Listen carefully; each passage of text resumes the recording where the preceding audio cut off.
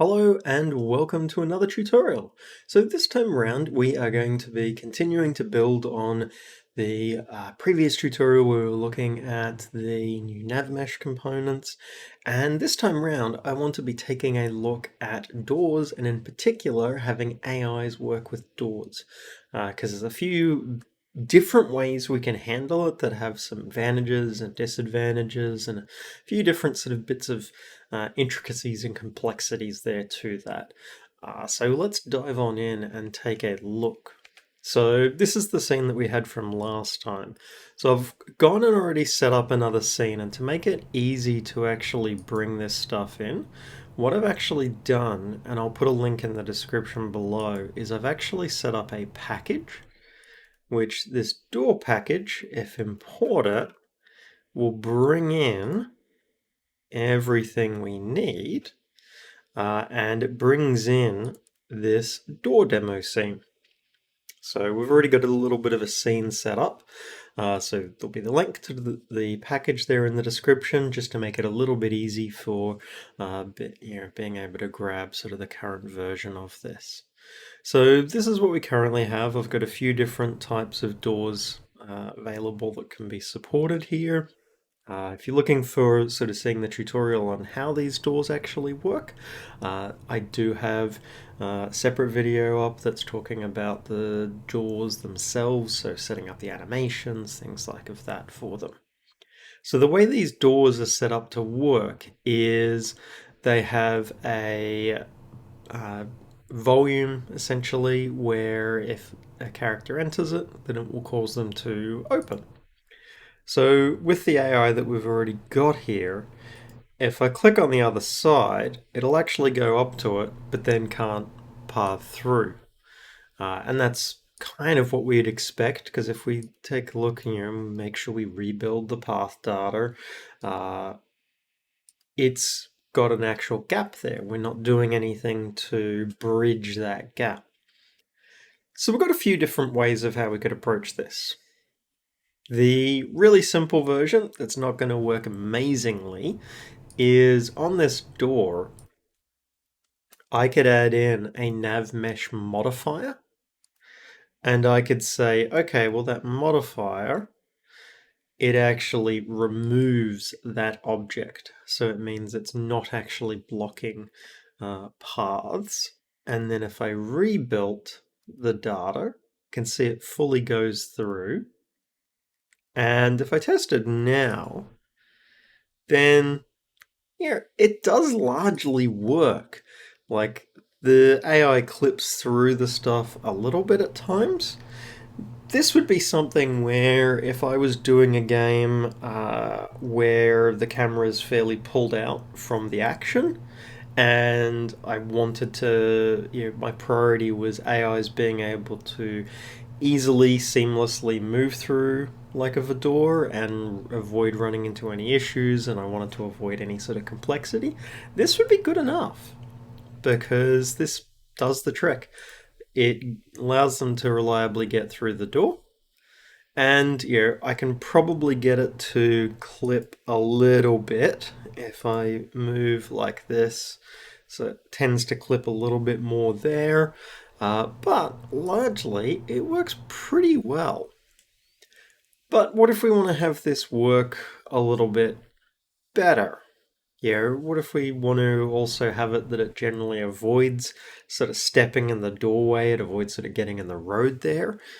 Well, what we could do is, one option is I could, on the actual door, I could add in a NavMesh obstacle, and we can see just faintly there the outline for it, and I could adjust the size of that, so maybe get a little bit larger like that.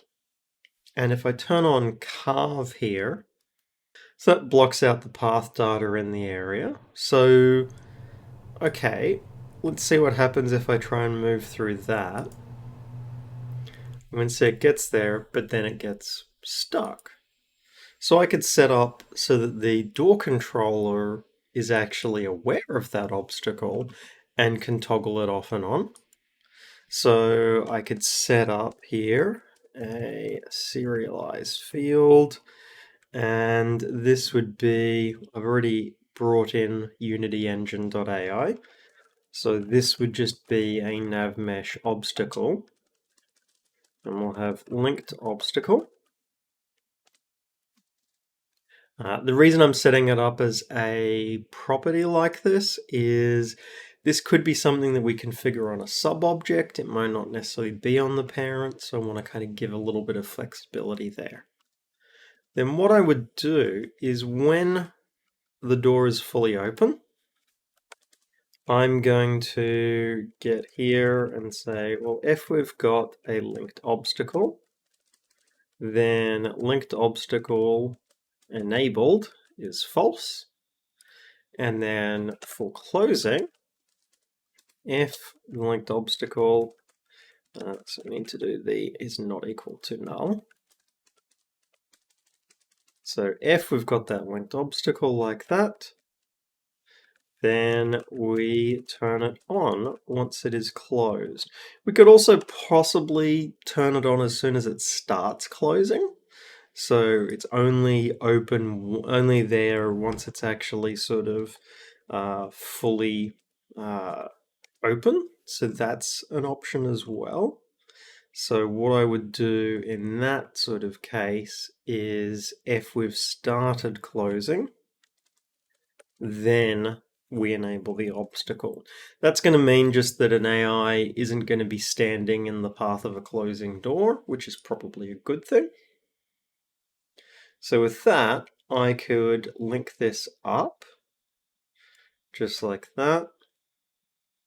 And then what I should find is I tell the AI to move through it, gets there, door opens, and it moves all the way through. So that actually looks pretty good. That will largely have us, sort of it working the way we need.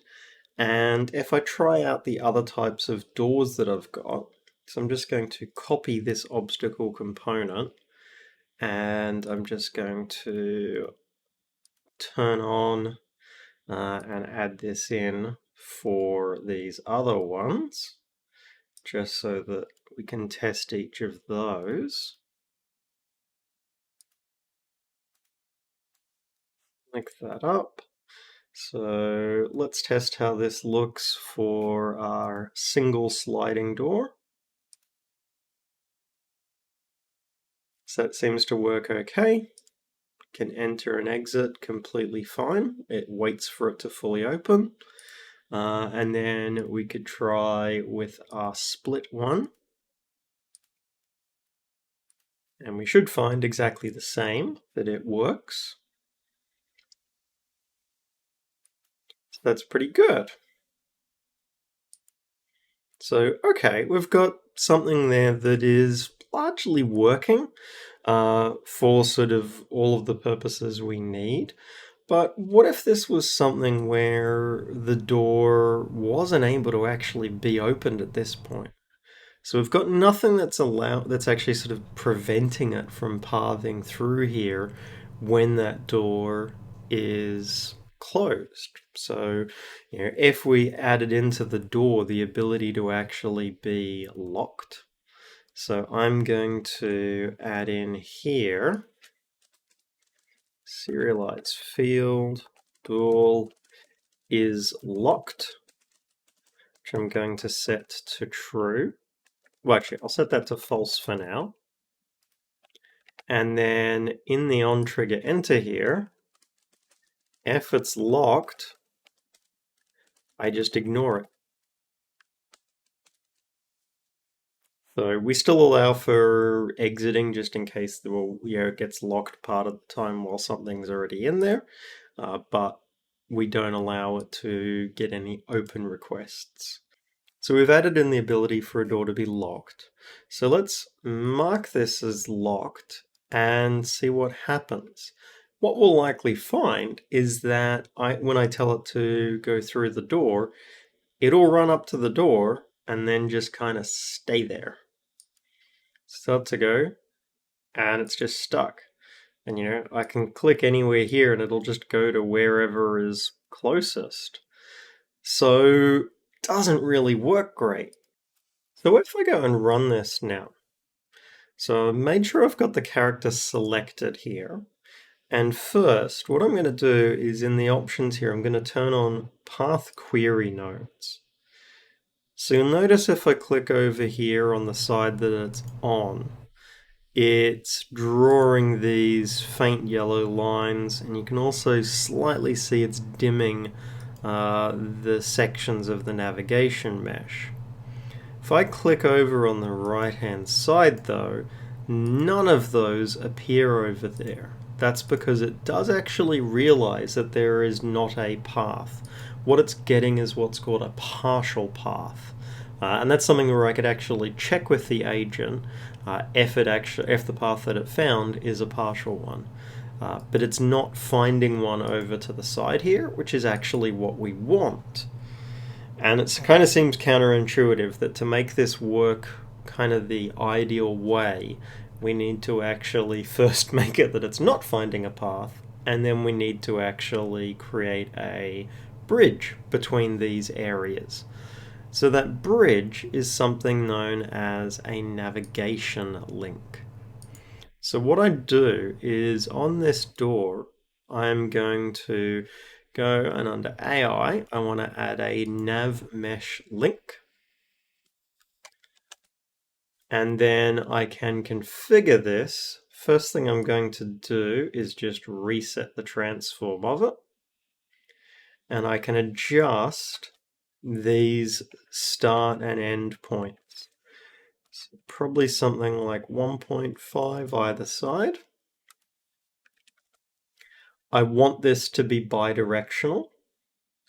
And the width, I can adjust that so it will be able to cross anywhere within this width. It's not constrained to just sort of walking this tightrope.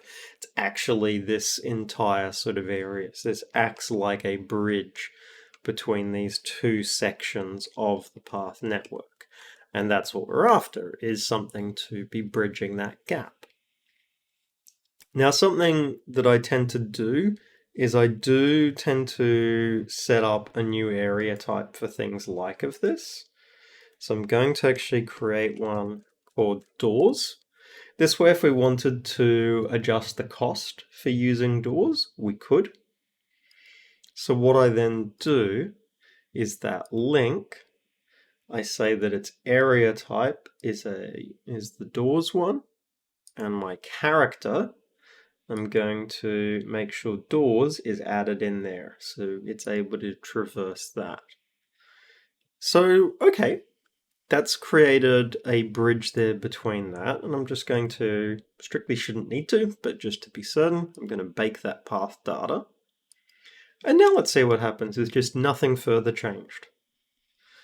So I'm going to click over here, and we see it goes through quite happily, but the door hasn't gone and opened. The door hasn't had sort of a chance to actually react to it, but it is able to path through here. And the door wouldn't react to it because we've marked the door as locked. If I unlocked the door, then it would actually open. So I've unlocked it. And we can click over here. The door opens. So that locked, we actually kind of need that to be able to affect this link here. So this link needs to be able to be controlled and told, okay, is it actually usable or not? So I'm going to tie that into that locked status. So in the door here, what I'm going to do is we already have the stuff for the obstacle. So I'm going to have serialize field for, this is a NavMesh link. And we'll just call this door link. So I think in start, f door link is not equal to null. Then door link. And so we've got our enabled option. And if we take a look, that looks pretty much like the one that is going to be best. So we'll test and see how that works. So it's enabled if the door is not locked. And then what I would do is if that locked status changes, we would then want to refresh that. So I'm going to, this is not sort of what I would ideally normally do. This is just going to be a temporary thing for testing. So what I want to do is check and see that this properly updates. So at the moment, the door is not locked.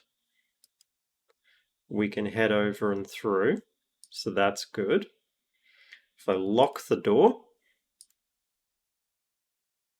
and then click over here, it does not try and path over there. So that's good. It's respecting that lock status, which is what we want. So I'm going to remove that bit of testing code that we added.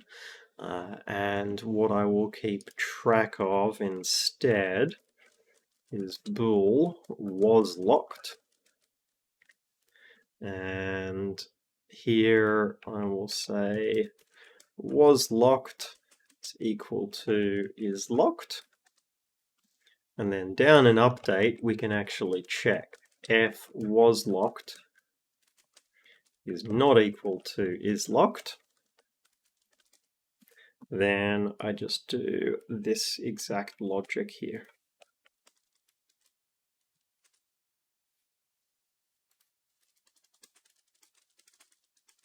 Has the lock status changed?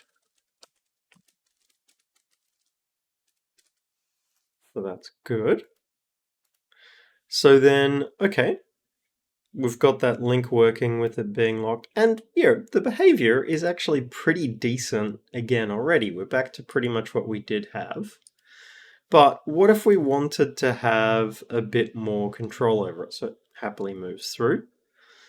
But yeah, what if we wanted more control over this than what we've got? What if we wanted to have, very careful control of the timing through which it moves, everything like that? That's something we don't currently have. At the moment, it's going to just run up, and we have that same issue again of it being able to clip through the doors. So what I'm actually going to do is I'm going to set up our own custom link that we can actually go and query, and that we can get a little bit of extra information out of.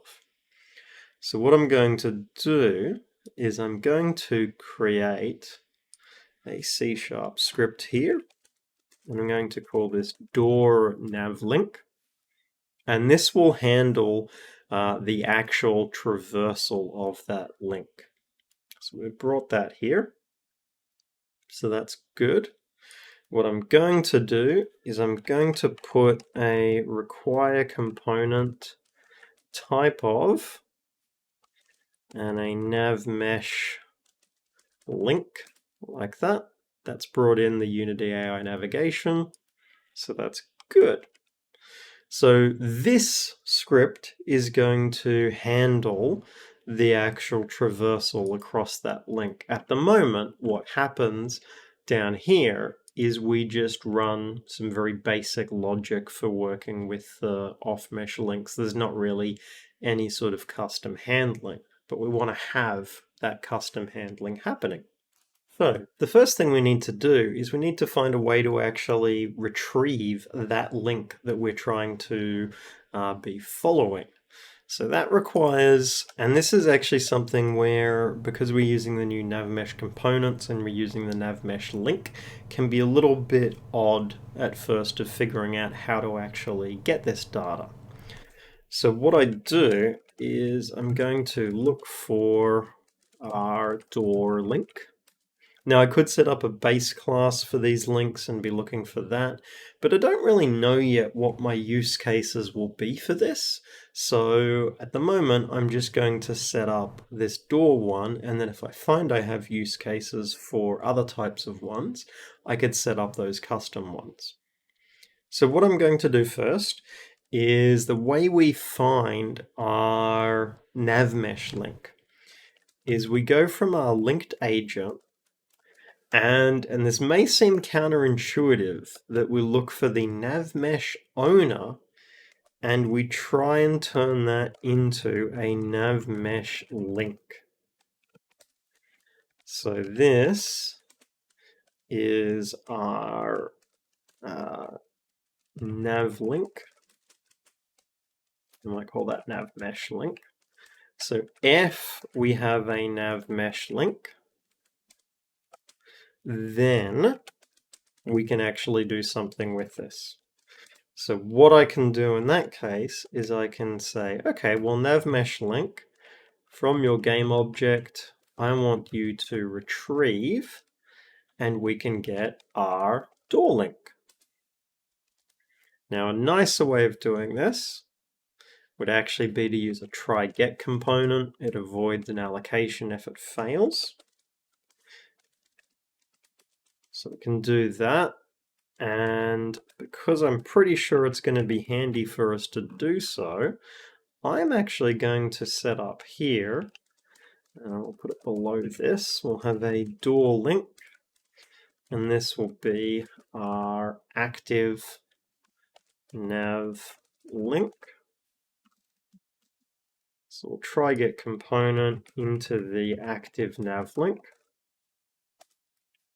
So, okay, we've successfully retrieved then, at this point, our actual logic. So what I would do is, for one thing, I would actually just do a return. I don't want to run any of the rest of the logic here because I've found the very specific thing I'm looking for. What I would then do is I want to pretty much hand over all of the actual movement to this new NavMesh link that I've set up, so that active nav link.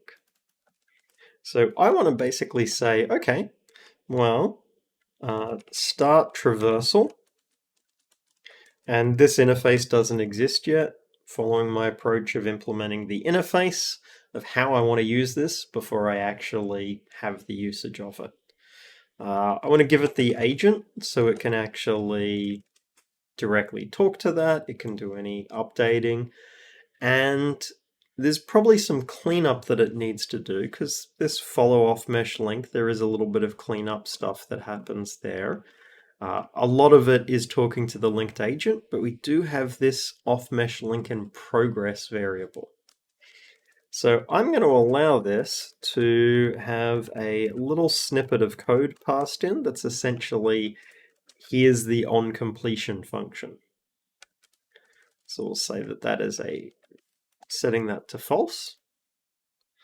So, okay, for our door links, we can actually do this traversal. So what that function here would then look like if we go to our door link, well, we know that it takes in the agent. So we have our public void, and this was start traversal, takes in a NavMesh agent, and we had that little on completion function. So this was our agent, and then we had a system action would work for this. So on complete function. So I'll just make sure this is happy. So it is. So okay, that should mean it can start the traversal. We're not having it do anything yet, but it is able to at least start the traversal. So that looks good. What I can then do with this is there could be multiple things traversing this nav link. We can restrict it, but there could be multiple things traversing it. So I want to be able to manage multiple things going across this. So the easiest way to do that is if I set up a little class that's going to hold the data. So this will be our traversal data. And it's going to be a few things that I know I want to keep track of. I'm going to have some state information, because we have the initial state where we're moving towards the door. We then have where we're waiting for the door to open. And we could extend this further. We could have something where it's, okay, move to the door, and then it could be actually performing an action to open the door. But in this case, we'll just wait for it to open. Then we have we're moving through the door. And then we have finished. So that looks good. Now, different AIs could be traversing this. So that means we have our NavMesh agent. We know we have our action for the onComplete function. And these might not actually need to be even public. We know we need the door, so not public. We have our door controller and our door, which we need to get that provided. So I'm going to not mark that as serializable. Serialize field.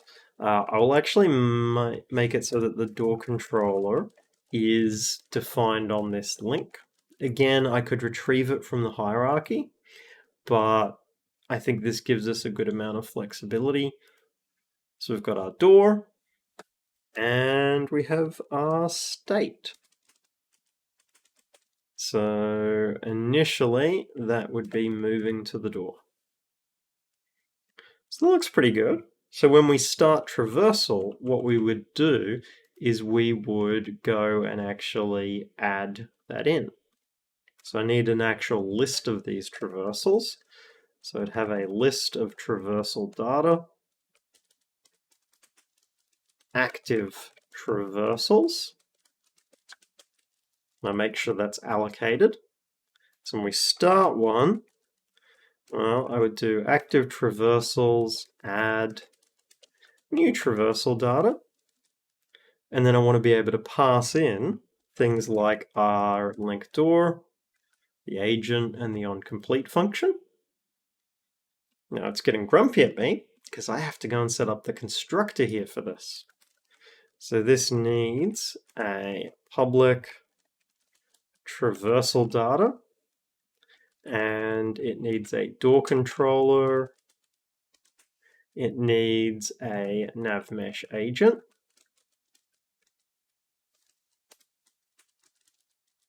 And it needs our action, like that.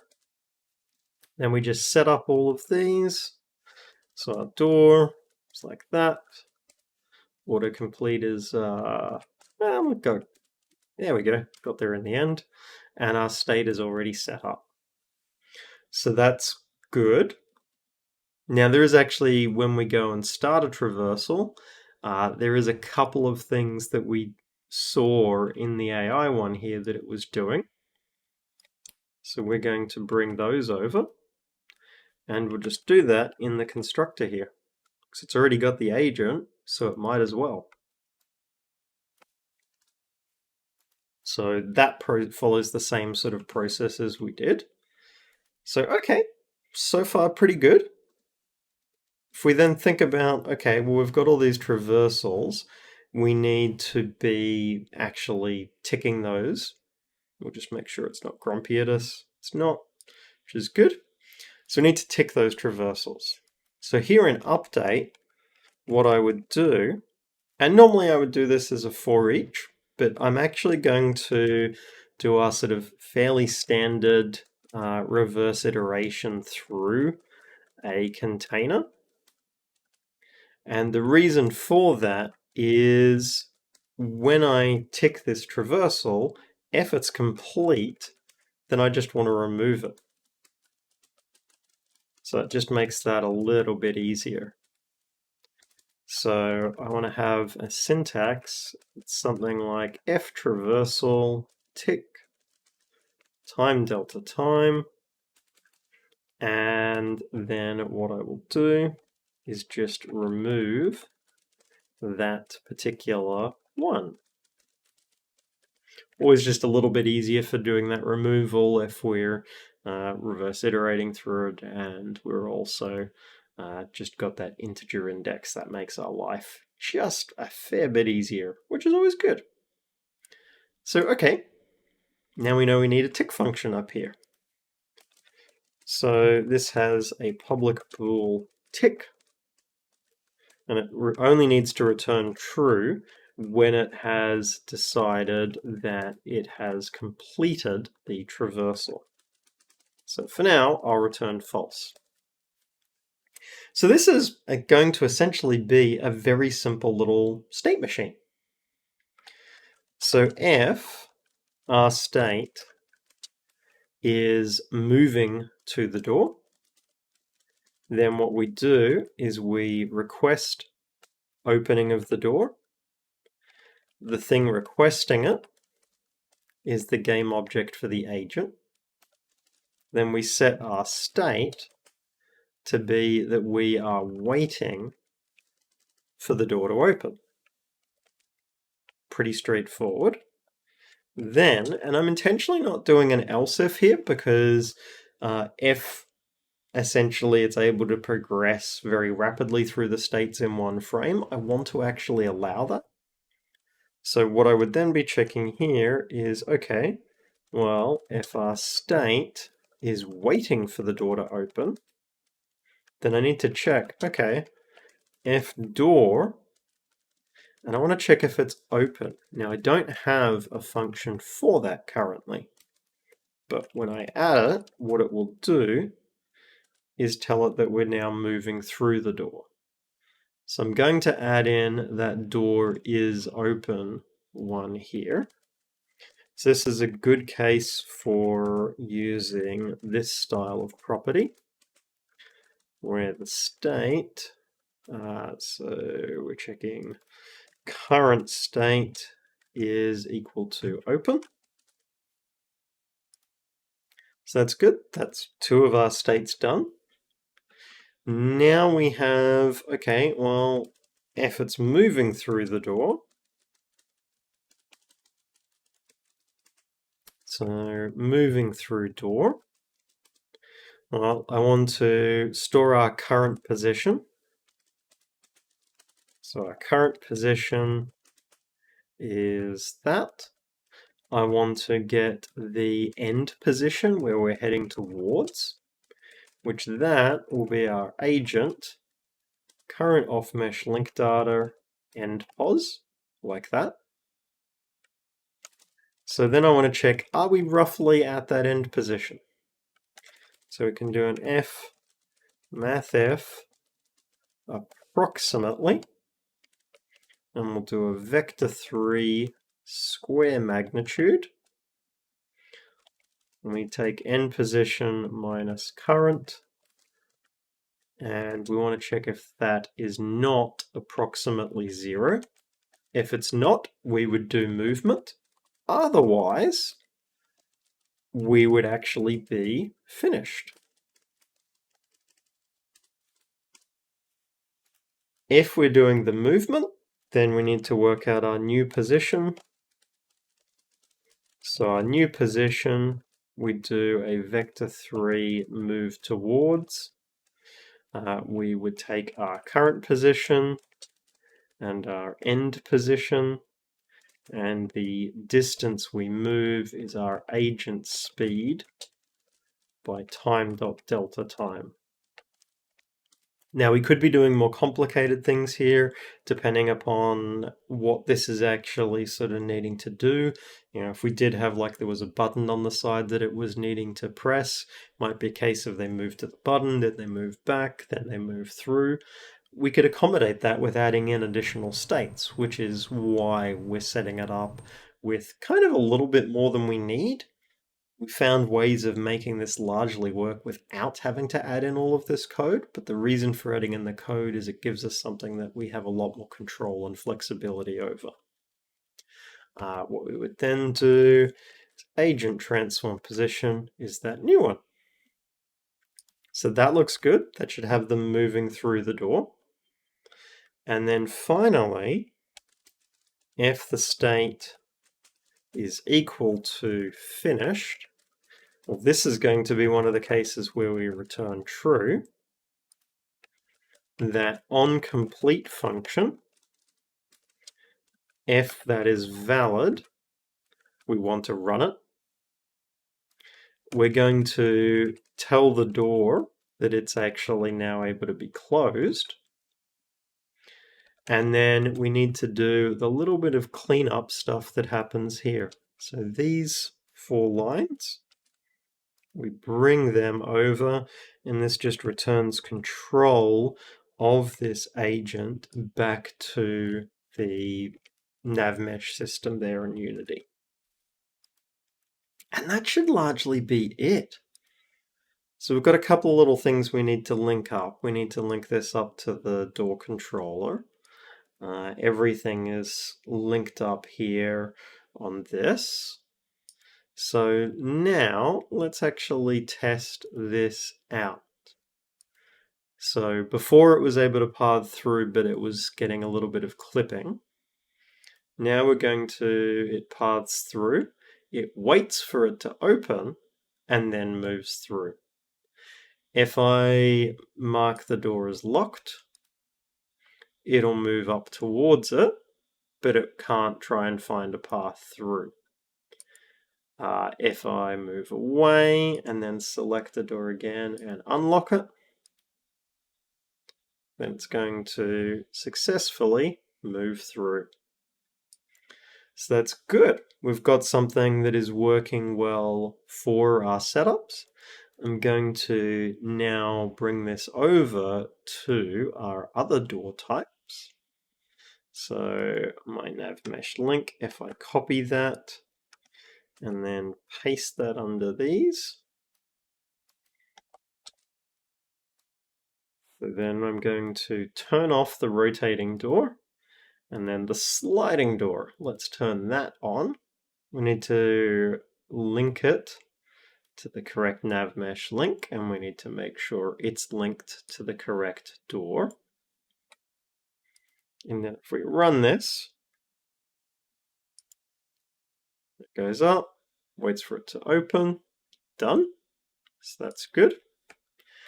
We can do and check that it works properly for the split sliding door as well. Again, we link up that NavMesh link and we make sure it's linked to the correct door. And then we'll tell it that it can go through. So that works nicely. We could also do things where those links are not bidirectional. If we had it that they are only one way, then let's see what happens. So the AI can head through. And let's now see what happens if I click back over here. It heads up to the door, but it's not allowed to actually go through. So that's something where we don't get great information through. So we could work around that. We could actually fix that, because what we would get back is we would get back an incomplete path. I generally would have these as bidirectional, and in a case like of that, I would have it that it is locked. If I want it to be able to be used by only particular types of ones, then we could be changing things like the area type here. Would allow us some finer control there if we needed it. The final thing that I will add in, and this is really just as a safety precaution for the moment, is we could be partway through moving along this, and I'll try and actually see if I can make it break. So while we're moving through a door, I can try and click back here, and it does pretty much seem to get itself out of being sort of in a bit of a weird state. Like, we do notice a bit of weird movement happen. So what I'm going to do, because what's happening at the moment is it's getting a very ungraceful working with the off-mesh link there. What I want to do is, okay, if off-mesh link in progress for now, we just won't allow a new destination to be set. And I'll also make sure here I set that active link to null, so we're not trying to actually use it. We're not trying, it gets completely cleared, nothing's holding any references to it. What I would ideally want to do is for each type of link, think about, okay, how should it be cancelled and how should it be interrupted? What should that behavior look like? At the moment, it's just a bit of a hard stomp, and that's not really sort of ideal. We do want to make it a little bit more graceful than that. But we, at least for the moment now, it just will go and ignore it. So that's good. Let's also test, because we've given this a shot with, a single AI.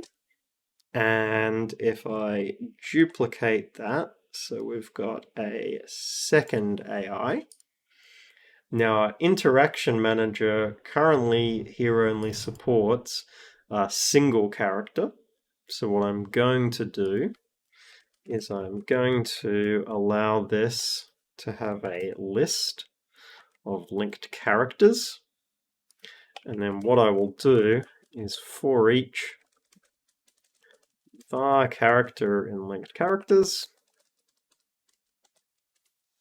and then I will just tell it to do that move too.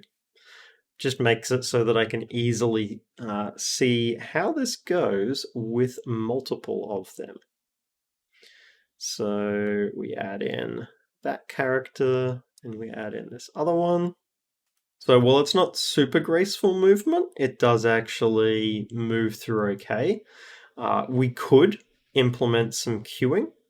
So if there were multiple AIs attempting to go through this, we could make it that each one has to actually queue up and we only allow one through at a time. And that's part of the reason why we wanted to set up the traversal on this separate link so that the one link for that door knows about everything trying to move through it. And it can then go and actually do that proper coordination of it. So it makes it a little bit easier for us to make things work cleanly if we need to. But that's pretty good. Our interaction manager will just reduce that back down to having a single one. But we have our setup going for being able to have our AIs move through these doors, for being able to control how that movement happens through there, and with a bit of a framework set up so that we could actually extend that a lot further if we wish to, and have control of where it moves, initially to sort of activate the door, and we could also institute things like having it queue, stuff like of that, things that we've now got a good sort of framework for being able to build up on. So dive on in and experiment with it, see how you go with adding this into your own projects. I will update the prefabs in this, so these prefabs are something you can then just throw in other places in the level and see how they go.